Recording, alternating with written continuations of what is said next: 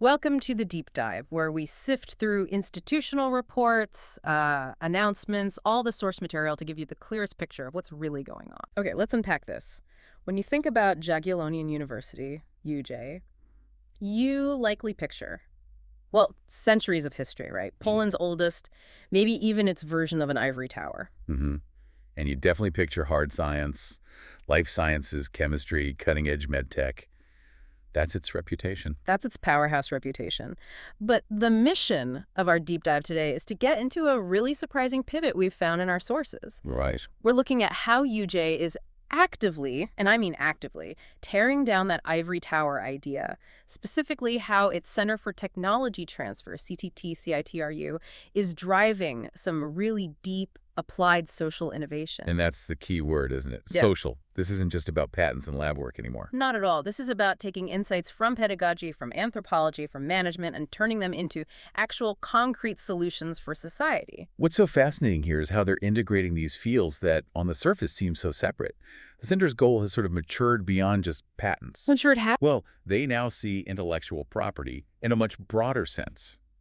An intangible asset, like a specialized training guide or a new management method, can have immense public value. So they're supporting scientists in getting that kind of knowledge out there, not just the technical stuff. Exactly, in its application, and crucially, its dissemination to the public. But looking at the sources, this shift wasn't exactly seamless. It seems they immediately ran into a pretty big hurdle, a perception gap. A huge one. A lot of smaller entities, NGOs, local foundations, they harbor a real fear of even approaching the university. Fear of what, exactly? It's not totally irrational. UJ is a colossal public institution. If you're a tiny 2 or 3 person nonprofit, the university looks like this bureaucratic giant, a tank, as one source put it. Right. The paperwork alone must seem overwhelming. They probably assume UJ just wouldn't be interested in their small-scale problems. And UJ recognizes that. They know that's how they're seen. The key insight here is that they're working so hard to bridge that gap. Because they can't innovate in a vacuum. They can't. They know that for social solutions to actually work, they need external partners who have that intimate, on-the-ground knowledge of the problem. So to counter that tank perception, what's the value proposition? If you're listening to this running a small organization, what can UJ actually offer you? Okay, first and foremost is access. Access to modern, specialized research equipment that would be prohibitively expensive for most SMEs. So you can use their labs, essentially. In a way, yes. Yeah. Second, they provide expert knowledge. We're not just talking about data, but deep expertise in process management, organizational problem solving. Think of it as access to world-class academic consultants. That's a huge blind spot for a lot of companies. They're offering not just information, but validated methods for fixing things. Precisely. And third, they are wide open for R&D partnerships. They're actively looking for challenges to solve and are even leading huge initiatives like a 10-entity consortium for the Science for Business project. Okay, here's where it gets really interesting. Because we're moving past the framework and into some amazing case studies. And they're not coming from the life science labs we'd expect. No. Many of these are coming from humanities and social sciences. Let's start with a case of incredible academic agility. A rapid response to a crisis in the Polish prison service. What was the crisis? It was immediate and very serious. The prison service reported a critical lack of soft skills among its staff, specifically around suicide prevention for inmates. Wow. Okay, so that requires very specialized knowledge under immense pressure. Right. And UJ's Institute of Pedagogy stepped in fast. They created a specialized training guide for the officers. How did they do it so quickly? This is the clever part. The center used its own internal pre-implementation research fund. This let them bypass the usual slow grant cycles. Which means? It means the guide was developed and implemented in penitentiary units within a single year. That is unbelievably fast for an institutional intervention. Okay, so from an immediate crisis, they also turned to a slower, more chronic one, professional burnout. Yes. With the Strom Internet platform. Yeah. It's a structured psychological support tool for burnout. It has 3 parts. A diagnostic test, then it gives you action suggestions based on how severe it is. And the third part. Direct contact with UJ specialists for support. And the takeaway here, according to the sources, is just the sheer scale of the need this thing uncovered. Oh, it was overwhelming. Yeah. Demand was so huge the team had to temporarily suspend new registrations.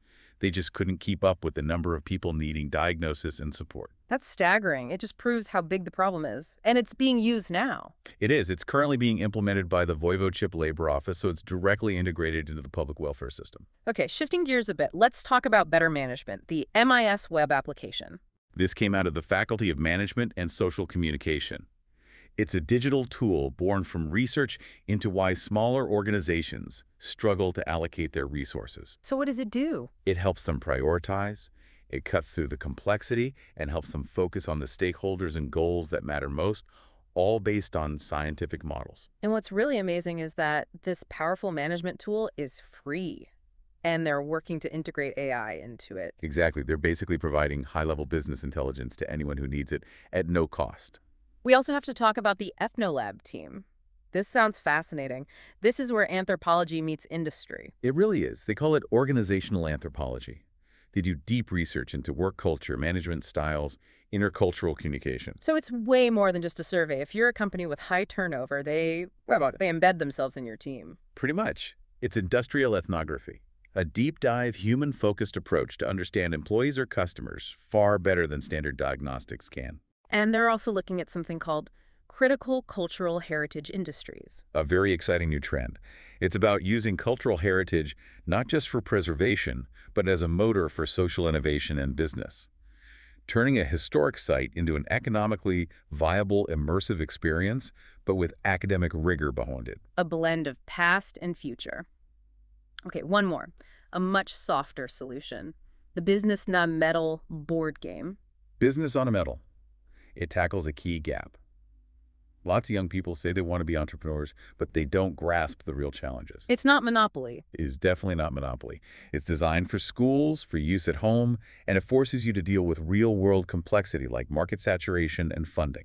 It helps kids make conscious career choices. So if we connect all these dots, these aren't just one-off projects. They seem to be deeply connected to their local environment, to Krakow itself. The Krakow connection is absolutely central to their mission. You see it in things like the creative cooperation spaces, but the best example is the SDG City Challenge or Semestron. And this is a direct partnership with the city government, right? They're solving real municipal problems. Yes, the Krakow City Hall comes to them with actual pressing urban challenges, and UJ tasks its students and PhD candidates with developing solutions. Do we know what those challenges are? We do. The sources list 4 specific ones. Number 1, how to better direct tourist traffic to reduce congestion, a huge issue for Krakow. Okay. Number 2. How to increase tourism accessibility for groups with diverse needs, so social inclusion. Makes sense. Number 3, how to get young people engaged in ecology and climate action. And the last one is interesting. It is. Number 4, how to better use the knowledge of all of Krakow's universities to support the city's overall development. So they're even asking how they can be a better team player for the whole region. It shows they see themselves as a direct lever for public welfare. And they've even helped create the Social Inclusion Incubator, a physical space for testing and scaling these kinds of social innovations. That really solidifies the commitment. So, looking ahead, where does it go? The focus on social issues will continue, but the methods seem to be changing radically. They are. The next big push is artificial intelligence, AI, but also modern tech like virtual reality and the metaverse. And this isn't just for medicine or psychology. No, it's across the board. You have archaeologists and art historians working on how to use VR to disseminate culture. Yeah. They know that if knowledge isn't accessible where people are, which is online, it loses relevance. So they're building virtual museums, basically. Immersive experiences that maintain academic rigor but adapt to how people consume content today. Which brings us back to the core challenge. If they're trying to build trust with, say, a small NGO, what's the key to success? At the end of the day, it's dialogue. It's the willingness to exchange knowledge and have mutual understanding on both sides. The academic has to really listen to the real-world problem. And the external partner has to trust the scientific process. Exactly. It's shared problem solving. And if you're listening and thinking, I have a problem UJ could solve, the sources say the first step is simple. Good column. Contact C2T CITRU. That's the unit built specifically to manage these partnerships. They are actively looking for these challenges. So what does this all mean? We've unpacked it, and it seems UJ is proving that modern universities can't be ivory towers anymore. They're acting as applied problem solvers. They're turning intangible knowledge into tangible, measurable public good. Absolutely. Okay, so one final provocative thought for you to explore on your own. The sources specifically mention Krakow's problems with tourism congestion and accessibility problems almost every major city faces.